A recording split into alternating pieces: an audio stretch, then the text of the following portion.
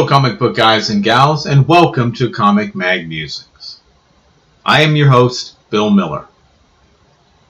Welcome to the 18th installment of our Top 500 Pre-Code Horror Comics.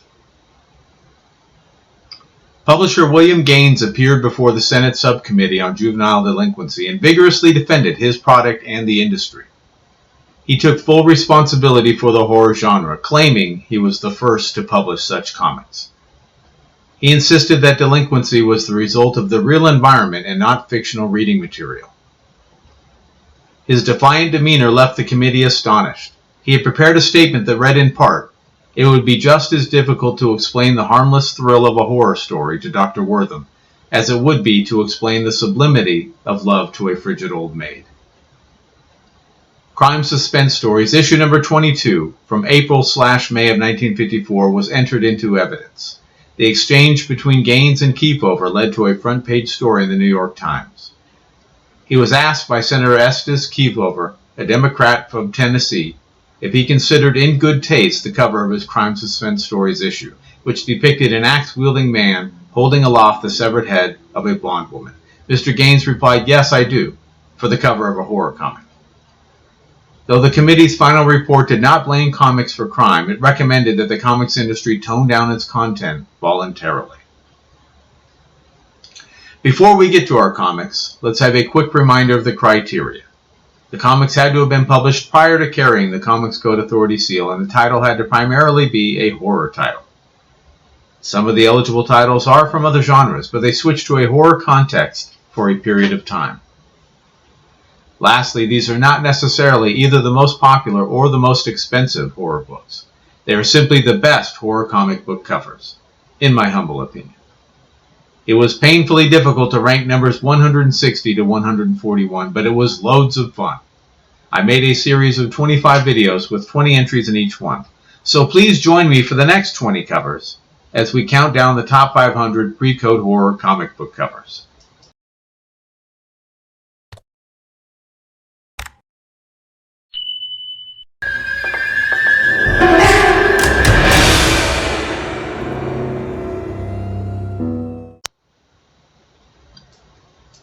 Alright, starting off with number 160, we have Adventures into Terror, issue number 19, from Atlas/Marvel, produced in May of 1953. The cover artist is Carl Burgos. We have a blonde skeleton, full of anger and frustration at her inability to be granted an eternal rest. Creeping up at number 159 is Tales from the Crypt, issue number 43, from EC Comics, published in September of 1954. The cover artist is Jack Davis. An incredible aircraft, but this bomber's payload is the payoff. The stark fear on the falling man's face is visceral. Haunting us at number 158 is Baffling Mysteries, issue number 6, from Ace Magazines, out in January of 1952. Unfortunately, we do not know who the cover artist is. The archaeologist finds a table describing a fantasy creature of horror, a creature that presumably never existed. The monster does indeed seem to exist, and though frightening, I feel a strong sense of pity and melancholy. Spooking us at number 157 is Uncanny Tales, number 10, from Atlas/Marvel, hitting the shelves in July of 1953. Cover art chores handled by Russ Heath. What's better than a zombie, you ask? A rootin' tootin' super zombie that busts through the crypt wall. Outstanding dark colors on this cover.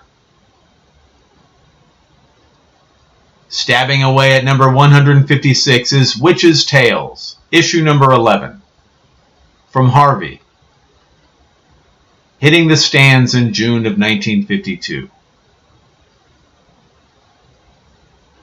Cover art duties handled by Al Avison. We have a lovely nurse, brains in jars, bondage, and a monster in a red dress?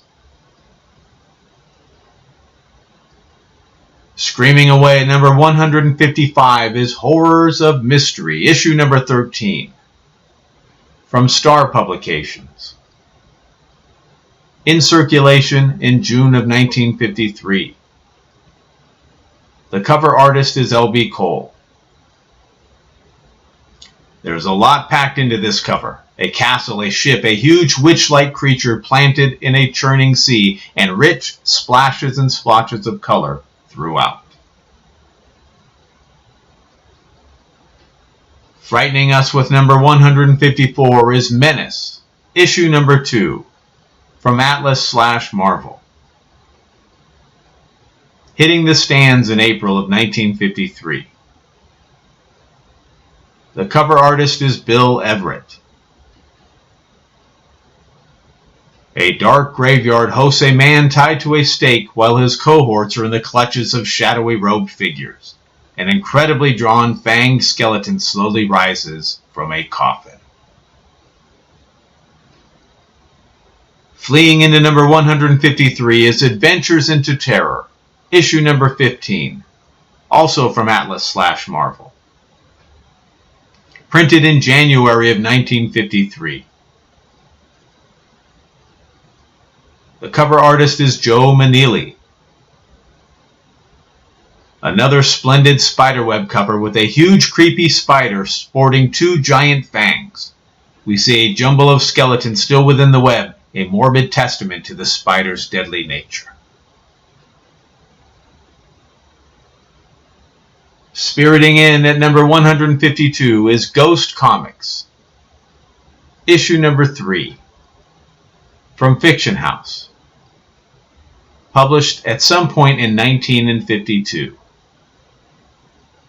Although we're not positive, the cover artist is believed to be Maurice Whitman. 2 lovely blondes, one seemingly unconscious and one with murder on her mind. Her actions controlled by a floating evil ghost. At number 151 is Uncanny Tales, issue number 16, from Atlas/Marvel. Published in January of 1954. We're not certain, but the cover artist is believed to be Carl Burgos. Dark, bold colors accentuate our terrified victim and the expertly drawn zombie in this image. Appearing at number 150 is Forbidden Worlds, issue number 4, from ACG. Out in February of 1952. Cover art by Ken Bald. A wonderful werewolf cover. He's in a graveyard with a howling wolf. A policeman shoots him from behind, but if that ain't a silver bullet, it will have been fired in vain. Chopping away at number 149 is Worlds of Fear, issue number 6, from Fawcett. Hitting the stands in September of 1952. The cover artist is believed to be Sheldon Maldoff. Gorgeous colors and a fantastically unique giant creature with the creep factor ratcheted up several notches. Crawling in at number 148 is Mysterious Adventures, issue number 4, from Story Comics. Hitting the shelves in October of 1951. We're not certain, but the cover artist is believed to be Bill Fraccio. A blonde in a red dress within the grasp of the reanimated corpse of her husband, who along with his skeletal minion is planning on taking his wife to her grave. Crawling in at number 147 is Blue Bolt Weird Tales of Terror, issue number 118, from Star Publications. Printed in April of 1953. The cover art is by L.B. Cole. Outstanding colors leaping off the paper, an amazing jungle creature, an alligator, floating bodies, and a terror-filled scream. Hiding in the shadows at number 146 is Black Cat Mystery, issue number 52, from Harvey. In circulation in October of 1954. Sadly, we do not know the identity of the cover artist. This book has always intrigued me. Splendid colors and just a super weird, creepy, bizarre image. Bleeding out at number 145 is Beware Terror Tales, issue number 6, from Fawcett. Published in March of 1953. Again, unfortunately, we do not know the cover artist. An awesome skull/skeleton cover. This is the definition of terror. They are so close to one another that he can smell the fetid stench of the skeleton's breath, and his hair is on edge. Slithering in at number 144 is Horrific, issue number 12, from Comic Media. Out in July of 1954. The cover artist is Don Heck. A classic graveyard image starring Gary Gould, who was one of 4 horror hosts for the Horrific series.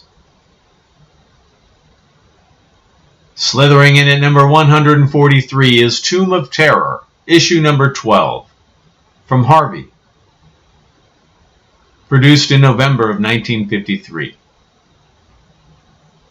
The cover art is by Lee Elias. Now this baddie kind of reminds me of Leatherface. He is creepy, scary, and ready to brand his next victim.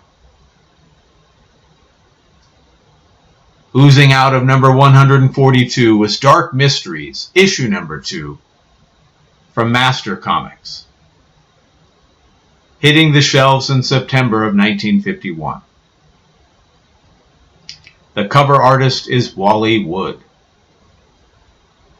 I love the giant skull covers, and the deep reds and lush purples really add excitement to this image. And bludgeoning us with number 141 is Eerie number 1, from Avon. Hitting the stands in June of 1951.